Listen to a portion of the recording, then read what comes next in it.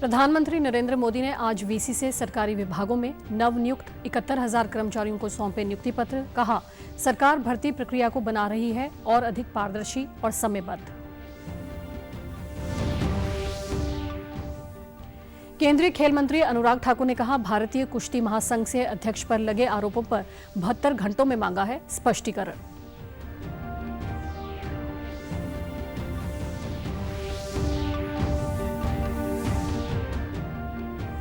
मुख्यमंत्री मनोहर लाल ने कहा, 2026 तक प्रदेश को बनाएंगे बाढ़ मुक्त। 528 परियोजनाओं के लिए 1100 करोड़ की मंजूरी।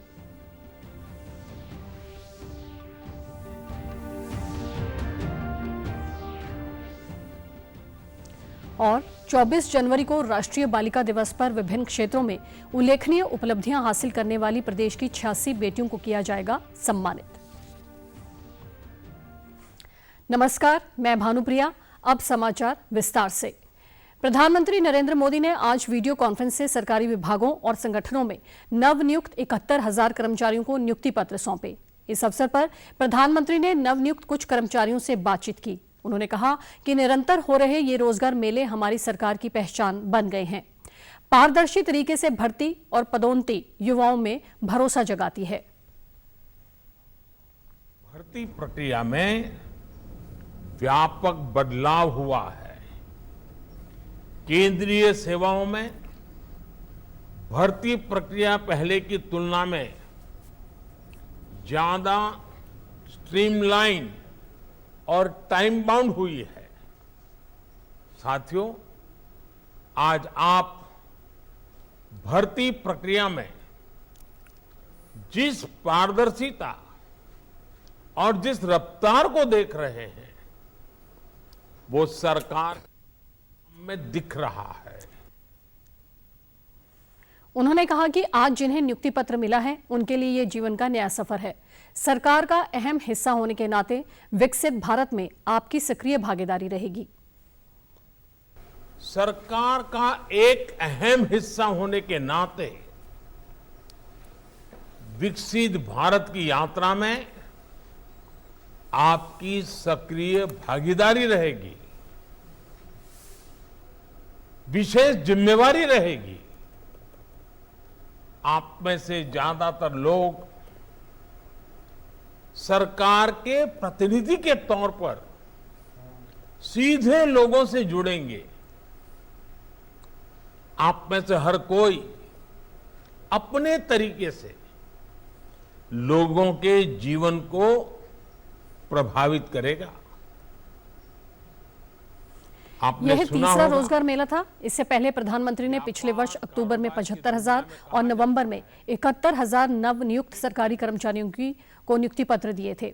नवनियुक्त कर्मचारियों ने रोजगार के अवसर उपलब्ध कराने के लिए केंद्र सरकार की सराहना की। इस दौरान कार्मिक और प्रशिक्षण राज्य मंत्री डॉक्टर जितेंद्र सिंह ने कहा कि प्रधानमंत्री मोदी ने सरकारी विभागों में 10 लाख पदों को भरने के निर्देश दिए हैं। उन्होंने कहा कि 71,000 नवनियुक्तों को नियुक्ति पत्र वितरित करना इस दिशा में एक और कदम है। डॉक्टर सिंह ने कहा कि नियुक्ति पत्र प्राप्त करने वाले इन लोगों को देश भर में विभिन्न सरकारी विभागों में कनिष्ठ अभियंता, लोको पायलट, तकनीशियन, निरीक्षक, उप निरीक्षक, कांस्टेबल, आशुलिपिक और कनिष्ठ लेखाकार, ग्रामीण डाक सेवक, आयकर निरीक्षक, अध्यापक, नर्स, डॉक्टर और सुरक्षा अधिकारी के पद में नियुक्त किया जाएगा। उन्होंने बताया कि कर्मचारी प्रारंभ मॉड्यूल के जरिए शुरुआती प्रशिक्षण प्राप्त करने वाले नवनियुक्तों ने रोजगार मेले में अपने अनुभव भी साझा किए। कर्मयोगी प्रारंभ मॉड्यूल विभिन्न सरकारी विभागों में सभी नवनियुक्तों के लिए ऑनलाइन अनुकूलन पाठ्यक्रम है। इस मॉड्यूल में सरकारी सेवकों की आचार संहिता, कार्यस्थलों पर आचरण, सत्यनिष्ठा और मानव संसाधन नीतियों को शामिल किया है। प्रधानमंत्री रोजगार मेले के अंतर्गत आज पंचकुला और गुरुग्राम में तीसरे रोजगार मेले का आयोजन किया गया। पंचकुला में केंद्रीय विद्युत और भारी उद्योग राज्य मंत्री कृष्णपाल गुर्जर ने national institute of fashion technology में 61 युवाओं को नियुक्ति पत्र सौंपे। इस अवसर पर केंद्रीय राज्य मंत्री ने अभ्यर्थियों को बधाई देते हुए कहा कि आजादी के 75वें अमृत महोत्सव में सभी को देश की आर्थिक गतिविधियों को बढ़ाने में सहयोग करना चाहिए। केंद्रीय राज्य मंत्री ने कहा कि प्रधानमंत्री देश को प्रगति के पथ पर ले जाना चाहते हैं और रोजगार सृजन से इस प्रगति को नया स्वरूप मिला है। उन्होंने कहा कि कर्मयोगी पोर्टल के माध्यम से सभी युवाओं को जल्दी नियुक्ति मिल पा रही है।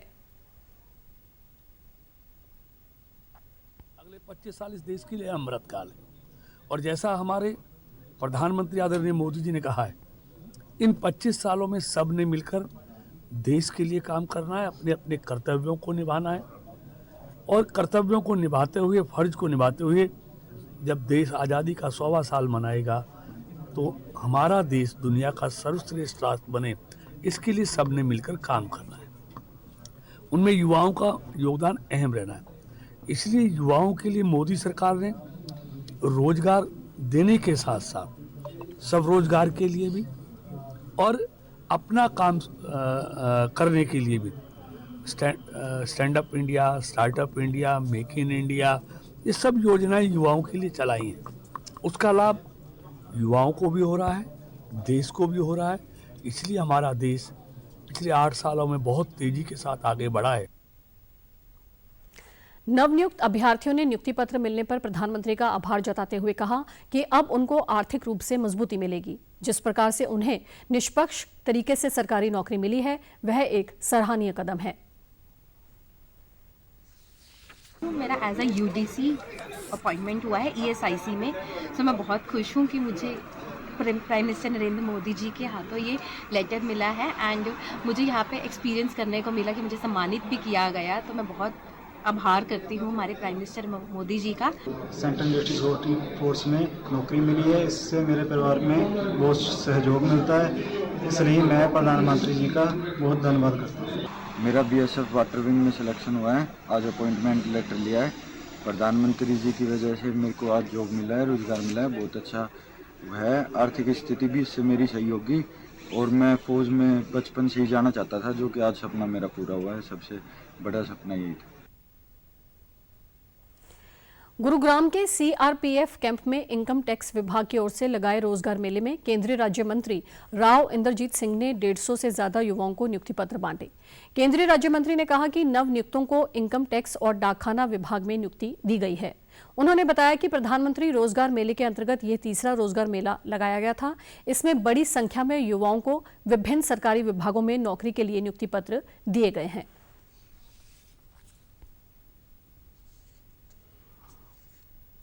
कुल मिलाकर के जो हरियाणा के टैक्स देने वाले व्यक्ति हैं, उनकी 65% संख्या गुड़गांव के अंदर रहती है। तो अगर 50 करोड़ रुपया गुड़गांव अकेले से राजस्व जाता है, इनकम टैक्स जाता है भारत सरकार को, तो कुल हरियाणा से सिर्फ 55 करोड़ जाता है। तो 55 करोड़ हरियाणा का और 40 करोड़ के करीब हमारे इस गुड़गांव अकेले का जाता है। तो आज के दिन इस जगह के ऊपर ये रोजगार मेला मेरे ख्याल से दुरुस्त लगा है और आने वाले समय के अंदर गुड़गांव भी उभर करके आएगा और आने वाले समय के अंदर गुड़गांव के जो बाशिंदे हैं, हरियाणा के जो बाशिंदे हैं, वो देश के ऊपर भी छा करके रहेंगे। मोहाली में आयोजित तीसरे रोजगार मेले में केंद्रीय वाणिज्य एवं उद्योग राज्य मंत्री सोम प्रकाश ने नवनियुक्त 70 युवाओं को नियुक्ति पत्र सौंपे। इस दौरान उन्होंने कहा कि प्रधानमंत्री ने 10 लाख लोगों को रोजगार का वायदा किया है। इसी कड़ी में आज देश भर में 71,000 लोगों को नियुक्ति पत्र सौंपे गए हैं।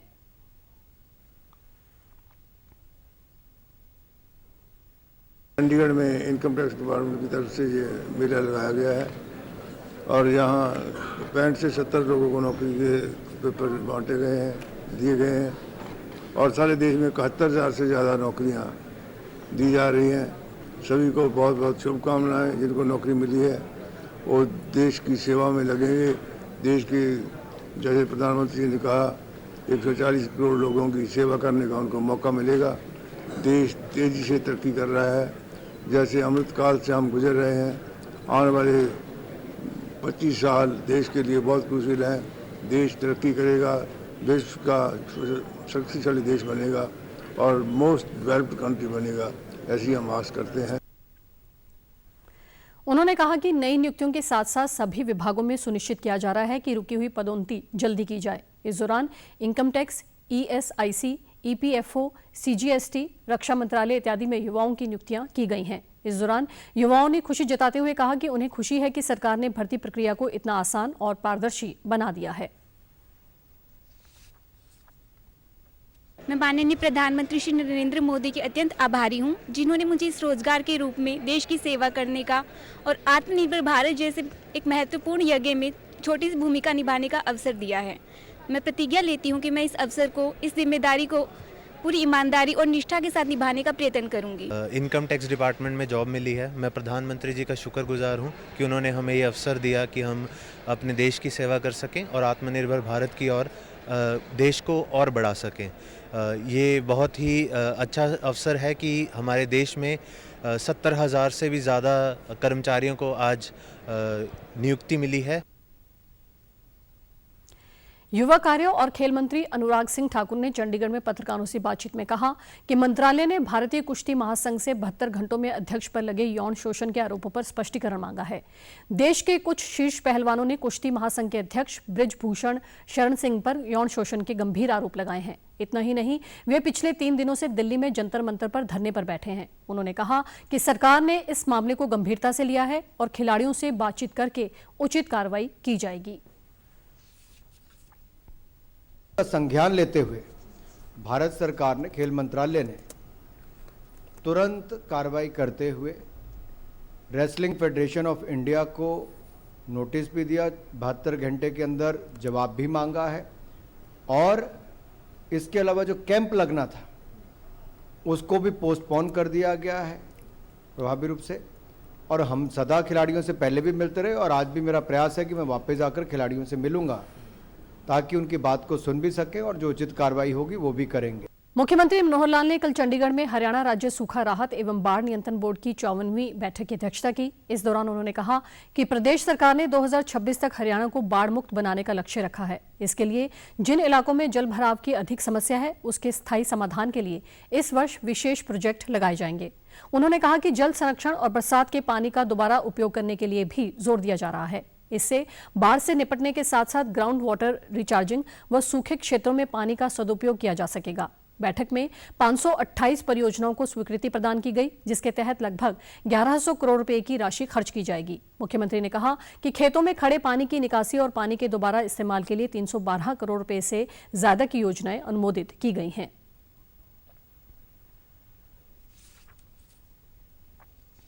2026 तक हरियाणा जो है कैसे हम उसको बाढ़ मुक्त कर सकते हैं। हालांकि बाढ़ अभी भी नहीं आती उतनी ज़्यादा, लेकिन वाटर का जो इकट्ठा होता है कुलेशा कई दिन तक खड़ा रहता है, वो पानी निकालने की कोशिश के बावजूद भी कई जगह तो 15 दिन, 20 दिन, 25 दिन, 28 दिन तक भी वो पानी खड़ा रहता है और कई बार एक फसल किसान की बोई भी नहीं जाती है। ऐसा भी सारे विषय जो ध्यान में किए हैं वो सब एक प्रकार से उस सारी स्थिति से मुक्त होने के लिए 2026 तक हम ये सारे काम करके और पूरी ज़मीन को उपयोगी बना सकेंगे। लगभग 528 जो प्रोजेक्ट्स हैं, लगभग 1100 करोड़ रुपए का जो बजट है वो एक प्रकार से डिमांड की गई है और वो फाइनेंस डिपार्टमेंट उसके ऊपर विचार करने के बाद और इसको हम फाइनल करेंगे। पिछली बार से ये बजट डबल है। पिछली बार लगभग 550 करोड़ का बजट था, इस बार ये 1100 करोड़ का है। इसमें 100 करोड़ रुपए का पब्लिक हेल्थ को भी एक्स्ट्रा जो बजट उन्होंने डिमांड की है वो भी इसमें जोड़ा गया है। जहाँ तक जल संरक्षण और पानी के दोबारा उपयोग का जो विषय है, इन प्रोजेक्ट्स को विशेष ध्यान दिया गया है। पिछले बार के इस योजना में 7 प्रोजेक्ट्स थे, इस बार उन प्रोजेक्ट्स की संख्या 63 है और बजट भी पिछली बार 35 करोड़ रुपया रखा था, इस बार इस पर 167 करोड़ रुपया लागत आने की संभावना है। 24 जनवरी को मनाए जाने वाले राष्ट्रीय बालिका दिवस पर प्रदेश में 86 बेटियों को सम्मानित किया जाएगा। इसी को लेकर चंडीगढ़ में महिला एवं बाल विकास मंत्री कमलेश ढांडा ने संबंधित विभागों के अधिकारियों के साथ बैठक की। कमलेश ढांडा ने कहा कि केंद्र एवं राज्य सरकार की विभिन्न योजनाओं के फलस्वरूप बेटियों को आगे बढ़ने के पर्याप्त अवसर मिल रहे हैं। ऐसे में विभिन्न क्षेत्रों में उल्लेखनीय उपलब्धियां हासिल करने वाली बालिकाओं को प्रशंसा पत्र व इनामी राशि देकर सम्मानित किया जाएगा। खेलकूद, शिक्षा, सांस्कृतिक, सामाजिक कार्यों सहित विभिन्न क्षेत्रों में उत्कृष्ट कार्य करने पर बालिकाओं को 11-11 हजार रुपए की राशि व बालिकाओं की राज्य स्तर पर हुई विभिन्न प्रतियोगिताओं में श्रेष्ठ प्रदर्शन करने वाली प्रतिभागियों को 5100, 2100 तथा 1100 रुपए की राशि और प्रशंसा पत्र दिए जाएंगे। मुख्यमंत्री मनोहर लाल ने कल हरियाणा निवास से वीडियो कॉन्फ्रेंसिंग के माध्यम से जिला उपायुक्तों के साथ बैठक की। इस दौरान उन्होंने प्रथम श्रेणी के अधिकारियों से शिवधाम नवीनीकरण योजना, पार्क एवं व्यायामशाला आंगनबाड़ी केंद्रों की निगरानी की जानकारी ली। मुख्यमंत्री ने पंचायतों के जनप्रतिनिधियों को स्पष्ट किया कि ग्रामीण विकास विभाग व पंचायती राज दोनों अलग अलग हैं। जहां तक गांव के विकास की बात है तो उसकी जिम्मेदारी ग्रामीण विकास विभाग की होती है, न कि पंचायती राज की। मुख्यमंत्री ने कहा कि सरकार ने सरपंचों, ब्लॉक समिति या जिला परिषद के चेयरमैनों को डीडीओ की शक्तियां दी हैं। सरकार जल्द ही इसकी अधिसूचना जारी करेगी।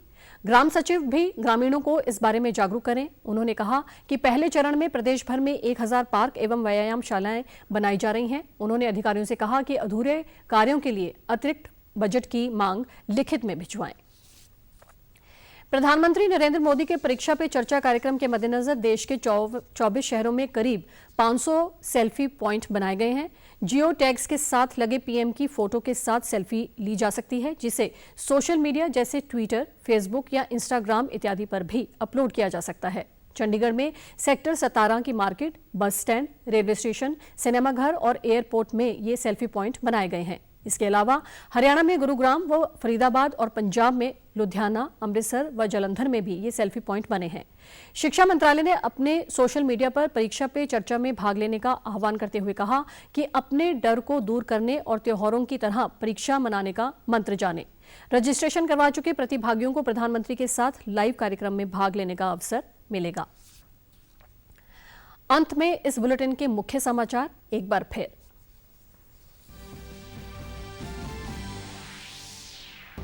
प्रधानमंत्री नरेंद्र मोदी ने आज वीसी से सरकारी विभागों में नवनियुक्त 71,000 कर्मचारियों को सौंपे नियुक्ति पत्र। कहा, सरकार भर्ती प्रक्रिया को बना रही है और अधिक पारदर्शी और समयबद्ध।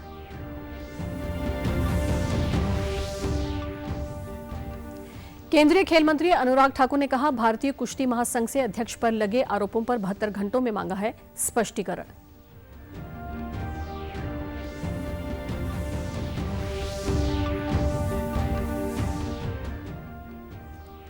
मुख्यमंत्री मनोहर लाल ने कहा, 2026 तक प्रदेश को बनाएंगे बाढ़ मुक्त। 528 परियोजनाओं के लिए 1100 करोड़ की मंजूरी।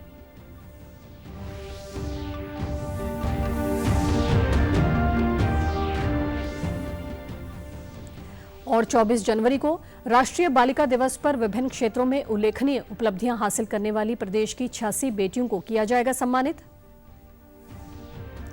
समाचारों में आज इतना ही। नमस्कार।